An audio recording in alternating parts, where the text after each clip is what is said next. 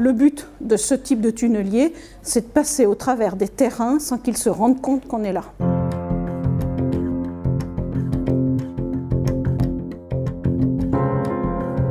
Extérieurement, nous avons un diamètre qui est quand même de presque 9,20 m, un engin quand même relativement important, il fait plus de 80 mètres de long.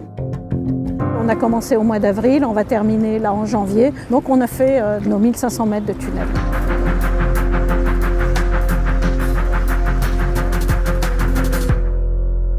Les tunneliers sont toujours baptisés du prénom d'une femme. On a organisé un concours au niveau des classes de CM2 de Viroflay. Et donc la classe qui a remporté le concours avait désigné une petite fille qui s'appelait Nolwenn. Et voilà comment notre tunnelier s'est appelé Nolwenn. Nous avons utilisé un tunnelier à pression de terre parce qu'on a des terrains très hétérogènes. On passe des sables en passant par des marnes. Là, à l'heure actuelle, on est dans du calcaire.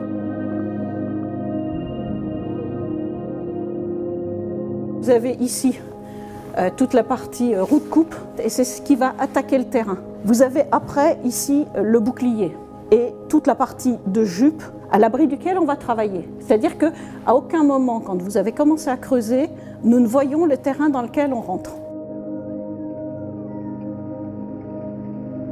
Derrière, nous avons toute la partie du train suiveur. Pour faire fonctionner l'avant, on a besoin d'y amener des anneaux. On a besoin d'eau, on a besoin d'air, on a besoin d'énergie et il faut évacuer les déblais. Un anneau complet, c'est la partie visible en béton de notre tunnel. On va monter un anneau qui est composé de 7 petits morceaux, donc 7 voussoirs. Une fois que tout ça s'est monté, on vient s'appuyer dessus et puis on repart et on recommence comme ça.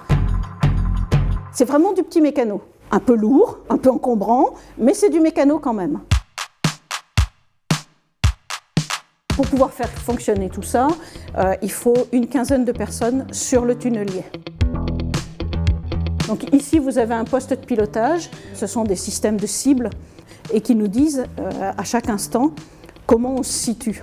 Donc il faut faire coïncider l'axe réel avec l'axe théorique.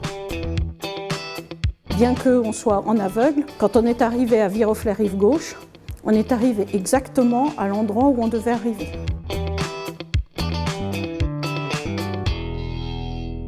Les employés sont isolés dans une ambiance de bruit, de température quand même relativement élevée.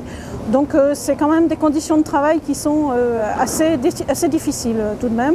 Donc augmentées par les 3-8 et quelquefois même lorsque vous avez des passages un peu compliqués, on travaille y compris les week-ends. Je pense qu'on peut être quand même admiratif devant la qualité du travail réalisé parce que notre tunnel est quand même un très beau tunnel.